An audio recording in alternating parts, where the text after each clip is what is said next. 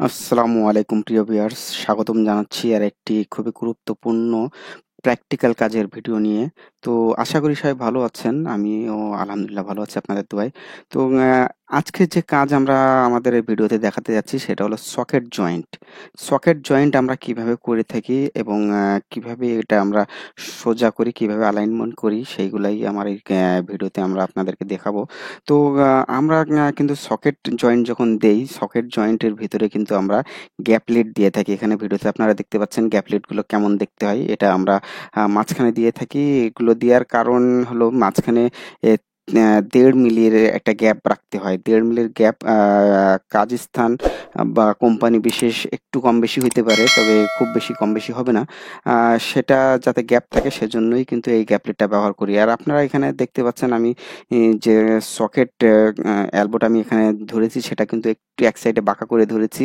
কারণ এটা যদি আমি আমার নিজের সাইডে বাঁকা করে রাখছি এবং অপোজিট সাইডে আমি টেকিনটা নিয়ে নিচ্ছি। টেকিন যদি আমি অপোজিট সাইডে বাঁকা না রাখি সেক্ষেত্রে কিন্তু এটা আমি পরবর্তীতে সোজা করতে আমার খুব কষ্ট হবে। এজন্যই এটা আমরা মূলত এইভাবে আমি টেকিনটা নিয়ে থাকি এবং যাতে করে এটা আমি সহজেই সোজা করতে পারি। আর যে সাইডে বাঁকা থাকবে সে সাইডে যদি আমি টেকিন দেই তো এটা কিন্তু আমি পরবর্তীতে সোজা করতে পারবো না। এর জন্যই কিন্তু এইভাবে টেকিনটা দেয়া। এবং এটা সোজা আমরা কিভাবে চেক দিব? সোজা চেক দিতে হলে আমাদেরকে কিন্তু এইভাবে রাইট অ্যাঙ্গেলটা খুব সুন্দরভাবে আমাদেরকে ধরতে হবে। আমি জাস্ট বেশি করে আপনাদেরকে বাঁকা করেছি যাতে করে আপনাদেরকে দেখাতে পারি সোজা কিভাবে করতে হয় এটা। এবং এটা সোজা করে আপনাদেরকে আমি এই রাইট অ্যাঙ্গেল দিয়ে কিভাবে সোজা করতে হয় সেটা কিন্তু আপনারা প্র্যাকটিক্যালি কাজের ভিডিওতে আপনারা দেখতে পাচ্ছেন। এবং এখানে দেখতে পাচ্ছেন সোজা হয়ে গেলে যখনই সোজা হবে তখন যে রাইট অ্যাঙ্গেল এবং পাইপের মাঝখানে যে গ্যাপটা থাকবে সেটা কিন্তু বোঝা যাচ্ছে। এই ফাঁকে কিন্তু আপনারা বুঝতে পাচ্ছেন যে এটা সোজা হয়েছে কি সোজা হয়নি। আমি জাস্ট টাইম লাগিয়ে এটা করছি যাতে করে আপনারা বুঝতে পারেন। এটা কিন্তু আপনারা বুঝতে পারছেন যে বেশি চলে গেছে আবার। তো এটা কিন্তু আমি আবার একটু আমার নিজের দিকে আবার ফেরত নিয়ে আসছি।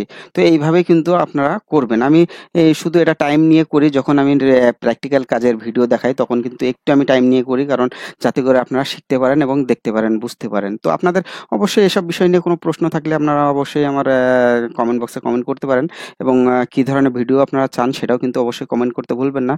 তো এখানে দেখতে পাচ্ছেন আমাদের যখন আমরা সোজা হয়ে গেছে রাইট অ্যাঙ্গেলে চেক করার পরে কিন্তু আমরা দ্বিতীয় সাইডে টেকিনটা নিয়ে নেব এবং দ্বিতীয় সাইডে টেকিন নেওয়ার পরে তারপরে আমরা উপরে টেকিন নেব বা যে কোনো এক সাইডে টেকিন নিলে চলবে তখন।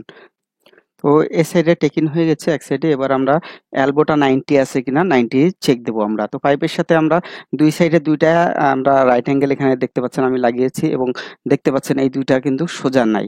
তো সোজা এখন কিভাবে হবে দেখেন, এটা আমি কিন্তু যেটা বাঁকা আছে যেদিকে বাঁকা থাকবে তার অপোজিট সাইডে আমরা বাড়ি দিয়ে এটা আমি সোজা করে নেব। তো এখানে দেখতে পাচ্ছেন কিভাবে এটা সোজা করা হয়। এটা কাজটা কিন্তু খুব কঠিন কাজ না, একবার দেখে নিলে একবার জানলেই কিন্তু এটা আপনি কখনো ভুলবেন না। এটা যদি আপনার শিক্ষার বা শেখার ইচ্ছা শক্তি থাকে তাহলে অবশ্যই আপনারা এই কাজটি একবার দেখলে আর কখনোই ভুলবেন না। তো প্র্যাকটিক্যাল কাজ আপনারা দেখবেন আমার চ্যানেলে আরো দেয়া আছে এবং সামনেও দেব ইনশাল্লাহ।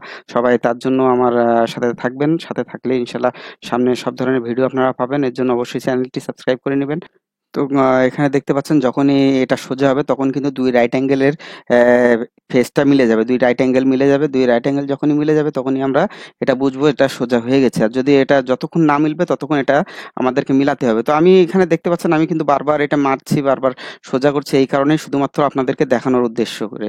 তো আমার যেহেতু দেখছেন লাস্টে আমার যখন ২ রাইট অ্যাঙ্গেলের ফেস মিলে গেছে, সোজাসুজি হয়ে গেছে, তখন আমি কিন্তু একটি সাইডে টেকিন নিয়ে নেব। যেকোনো এক সাইডে টেকিন নিয়ে নিলে হবে, কারণ আমি এটায় যেহেতু স্মল বোরের পাইপ এজন্য আমরা শুধুমাত্র ৩ টাই টেকিন এটাতে দিয়ে থাকি। ৩ টার কম দেয়া যাবে না। ৪ টে লাগবে না যেহেতু ৩ টাই শেষ। তো ভিউয়ার্স অবশ্যই দোয়া রাখবেন। সবাই ভালো থাকবেন। আল্লাহ হাফেজ। দেখা হবে কোনো আরেকটি নতুন ভিডিওতে।